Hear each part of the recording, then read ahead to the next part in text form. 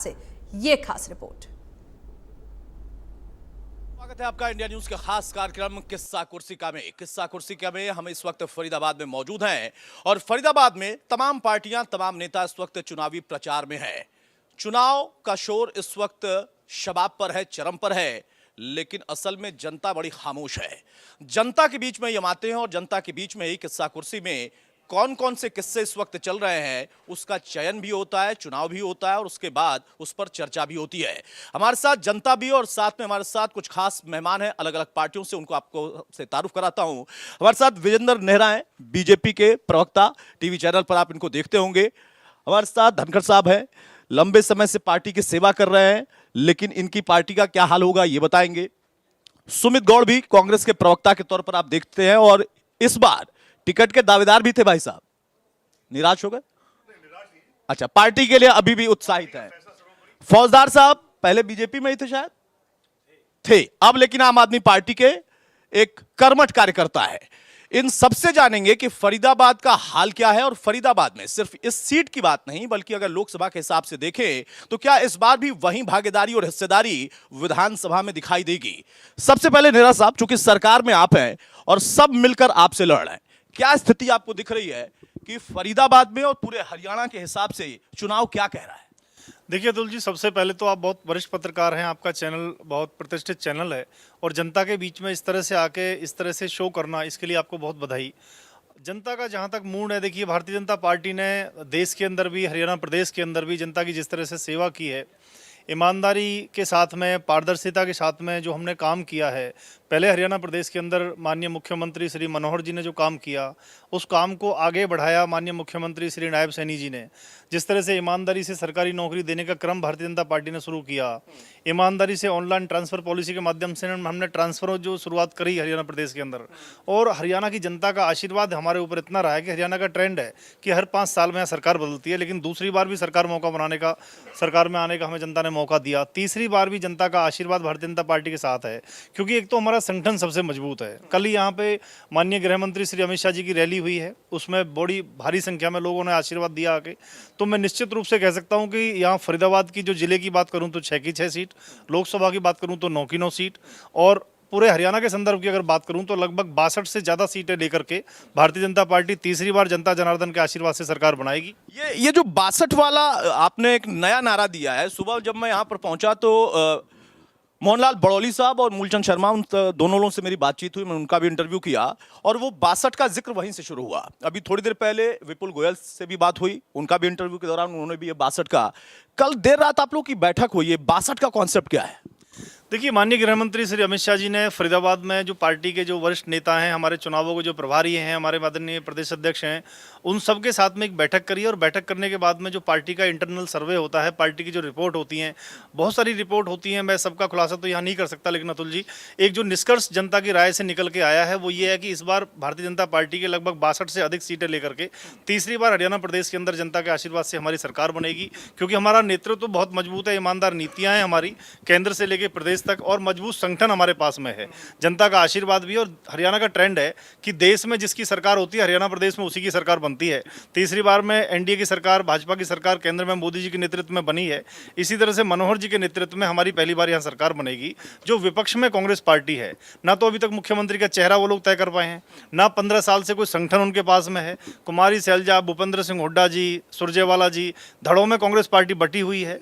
इस कांग्रेस पार्टी का हाल बहुत बुरा होना है। इनके जो प्रभारी हैं वो खड़े होकर रो रहे हैं, दीपक बावरिया जी, कि मैं तो चाहता था कार्यकर्ताओं को टिकट मिले लेकिन मिल नहीं पाई है। तो कांग्रेस पार्टी की जमीन भी नहीं है, खिसक चुकी है जमीन। और यहाँ पे भी अगर मैं बात करूँ, पहले भी कांग्रेस पार्टी को हमने हराया, फिर तीसरी बार हराएंगे, और भारतीय जनता पार्टी के अंदर जैसे देश में बनी है, हरियाणा प्रदेश के अंदर सरकार बनेगी, मजबूती से सरकार बनेगी। ठीक बात है, जरा कांग्रेस के प्रवक्ता से इसका जवाब ले लेते हैं। आप लोगों ने कहा कि आपका इंटरनल सर्वे कह रहा है कि 50 के ऊपर है, और कई बार तो आप लोगों के नेता को मैंने सुना, उन्होंने कहा कि 65 के आसपास सीटें हैं। आपकी 65 बची हुई हैं, उसमें से 62 कह रहे हैं ये ले जा रहे हैं। अतुल जी, सबसे पहले तो फरीदाबाद लोकसभा के विधानसभा क्षेत्र फरीदाबाद 89 में आपका स्वागत है। और साथ ही मैं पहले अब आपके सवाल के जवाब पे आना चाहता हूँ। देखिए, एक वो कहावत बना गए हैं, खिसियानी बिल्ली खम्बा नोचे, ठीक है। इतना तो ये मेरे जो साथी प्रवक्ता है नेहरा जी बीजेपी के, ये तब बोल रहे हैं, अभी इन्होंने आपको हाल में ही बोला कि 62, मैं याद दिलाना चाहता हूं यहाँ बैठे हुए सभी लोगों को, पिछले चुनावों में इनका नारा था अब की बार 75 पार, और ये आ गए बैसाखियों पर। जेजेपी की बैसाखी से इनकी सरकार बनी और लंगड़ी सरकार इनकी बनी और चलती रही इनकी। इसीलिए जब ये 75 के नारे से बैसाखी पे आ गए तो 62 के नारे से ये आप देख लेना, ये 20 से 15 सीटों पे रहेंगे ये लोग। ये इस समय सर्वे में आ चुका है। अब आता हूं उनकी दूसरी बात। अब इन्होंने कहा कांग्रेस के पास ये नहीं है, कांग्रेस के पास वो नहीं है। ये श्रीमान जी भूल गए, अभी हाल ही में चंद महीने 3-4 महीने पहले हुए लोकसभा चुनावों में कांग्रेस पार्टी ने इनको धूल चटाई है। कांग्रेस पार्टी के 10 में से, मैं बीच में नहीं बोला आपके नेहरा जी, बाद में बोलना आप।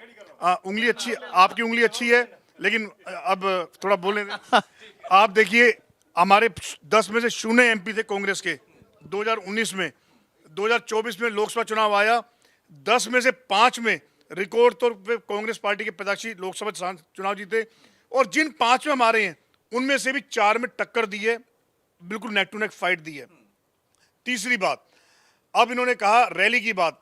अमित शाह जी की कल रैली हुई है, बिल्कुल हुई है, लेकिन मैं कह देना चाहता हूं और बड़े मतलब पूरे सबूत के साथ उससे बताना चाहता हूं, जितनी रैली ग्राउंड के अंदर भीड़ थी ना, उससे ज्यादा तो वहां पे पुलिस प्रशासन और सरकारी अमला था। अमित शाह केंद्रीय नेता हैं बीजेपी के, उस हिसाब से उस रैली में कुछ था भाई, कुछ था भाई, कुछ था भाई, कुछ था भाई, कुछ था भाई, कुछ था भाई। ठीक ठीक है, ठीक है। और हाँ हाँ हाँ, शांत करें, शांत करें। देखिए ये एक जनता का आ रहा हूं शांत भाई, शांत भाई। आप लोगों के बीच में भी आऊंगा, आप लोगों से भी चर्चा करूंगा। बहरहाल शांत रहे प्लीज। देखिए ये एक मिनट सुमित भाई, 1 मिनट। सवाल इस बात का होता है कि जब आप अपने समर्थकों के साथ जाते हो तो किसी और के भी समर्थक बैठे होते हैं। इसीलिए मैं कहता हूं राजनीति में कई बार उंगली नहीं करनी चाहिए। अब मैं यहां पर आता हूं, अब मैं आता हूं। हाँ, अब मैं जनता के बीच में ही ये जो सवाल है इसको छोड़ूंगा और इस पर जाऊंगा। मेरा एक बार फिर से मैं सुमित भाई से सवाल लूंगा। सुमित भाई, आपने दावा किया और जनता का उत्साह है, आपके बीच है, आपके समर्थक भी होंगे, दूसरी पार्टियों के भी समर्थक हैं, लेकिन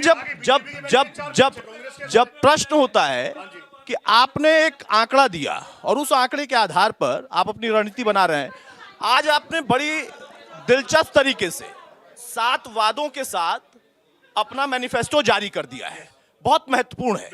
क्या लगता है, चलेगा? हर हालत में चलेगा नहीं, दौड़ेगा।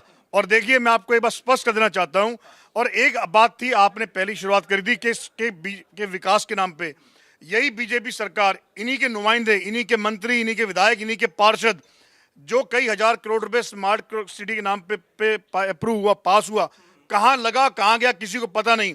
आज फरीदाबाद में आप कहीं जाके देख लीजिए, आज सवेरे 2 घंटे की बारिश हुई है, और निश्चित रूप से आप भी सड़क से ही आए। हाँ, देखा आपने सड़कों पे हाल देख लिया होगा। बिल्कुल। आज फरीदाबाद का आदमी तरस रहा है, सिर्फ किस बात के लिए?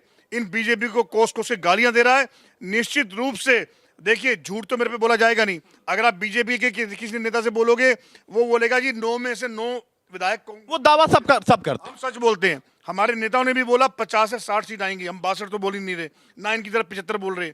हमारी सीट आएंगी 50 से 55 सीट आएंगी, और फरीदाबाद में कम से कम 9 में से 7 सीटों पे कांग्रेस। 7 सीटों का आपका दावा है फरीदाबाद से, ठीक है। धनगर साहब, हाँ ठीक है, हो गया। सुमित भाई, हो गया। अरे मतलब और भी मेहमान फिर आऊंगा भाई। धनगर साहब, सवाल इस बात का है कि आप लंबे समय तक सेवा करते रहे। भाई माफी चाहूंगा, आप लोग ऐसे नहीं, बीच छोटे कमेंट करिए, ऐसे नहीं। धनगर साहब, आपने लंबे समय तक पार्टी की सेवा की, फिर एक नई पार्टी आई, उसमें भी आप गए और सेवा कर रहे हैं, लेकिन लड़ ये दोनों ही रहे, कह रहे हैं कि हम ही सत्ता में रहेंगे और नहीं रहेंगे। आप लोगों का तो जिक्र ही नहीं कर रहे, लेकिन आप सत्ता का सुख भोग चुके हैं। मैं आपको एक बात याद दिलाना चाहूंगा कि पिछली बार 75 पार, कई लोग 80 पार बोला करते, तो 80 की तो 40 आई। अब की बार बोल रहे हैं 62, 31 आएंगी। ये बोल रहे हैं 65, इनकी 32 आएंगी। 31 और 32 63। बाकी जो ना सीट हमारी हैं। आपकी है? हाँ, बाकी 27 सीट हमारी हैं। 27 सीट है आपकी? 27 सीट हमारी हैं। और इस बार आप मतलब एक तरफा सरकार बना दें? और ये हमारे पीछे पीछे घूमेंगे। हाँ। जैसे पिछली बार जो है अनुराग ठाकर जो है ना दुष्यंत चौटाला जी के पीछे पीछे घूम रहा था, अगर हमारे को समर्थन दे दो, समर्थन दे दो, ऐसे पीछे पीछे घूमेंगे कि तुम समर्थन दे दो, पिछली समर्थन ले लो। तो सरकार दुष्यंत चौटाला जी बनाना चाह रहे हैं। चौधरी देवलाल के सपनों की सरकार बनेगी, डॉक्टर भीमराव अंबेडकर के सपनों की सरकार बनेगी। सत्ता के संग्राम में 2 नौजवान आए साथ, अब की बार न रहेगा कमल, न रहेगा हाथ। और एक मिनट सुमित भाई, एक मिनट, कहीं ऐसा तो नहीं हो जाएगा कि आपकी भी सपनों की ही सरकार बनेगी? नहीं, सपने में ही? हम सपनों की सरकार नहीं, हमें कितना पिछली बार हमने सरकार बनाई कि नहीं बनाई? बनाई, हमने बनाई सरकार, हमने बनाई। ये पीछे पीछे घूम रहे थे बीजेपी वाले, बनाई कि नहीं बनवाई? और मैं उस समय भी कहता था, आज तक का उस समय का 10 अक्टूबर का देख लेना चैनल, उस पर आप चेक कर लेना। मैंने एक बात कही थी, 40 से नीचे आ रही हैं बीजेपी की। तो अच्छा 27 सीटें जीतोगे? एक सवाल अच्छा मेरी बात सुनो, मैं आपको आज घोषणा करता हूँ, 35 से नीचे कोई पार्टी ना जा रही, ना कांग्रेस जा रही, ना बीजेपी, ना हम जा रहे। 35 से नीचे सबका सौदा, और सरकार दुष्यंत चौटाला जी बनाएगा पूरा। अच्छा एक बात बता दो कि अगर इस बार 27 सीटें ला रहे हो तो जाओगे किसके साथ, इनके साथ या इनके साथ? नहीं, हमारे पीछे आएंगे, कांग्रेस आए या बीजेपी देखिए ये बड़ा दिलचस्प था। उन्होंने कहा कि इस बार तो जाएंगे ही नहीं, इस बार पीछे पीछे आएंगे। अब पीछे आएंगे तो किसी को तो साथ ले जाओगे, किसको? हम जो है पहली प्रायोरिटी कांग्रेस की होगी। अगर ये जो ना इन्होंने कुछ और रोड़ा अटका था, फिर बीजेपी तो पीछे अपने आप। ठीक बात है। फौजदार साहब, आप लंबे समय तक पार्टी के कार्यकर्ता रहे, अब ठीक है पार्टी आपने छोड़कर एक नई पार्टी जुड़े हैं। उस पार्टी के जो प्रमुख नेता हैं वो जेल से भी बाहर निकले हैं, उन्होंने अपना इस्तीफा भी दिया और उन्होंने कहा कि मैं अपनी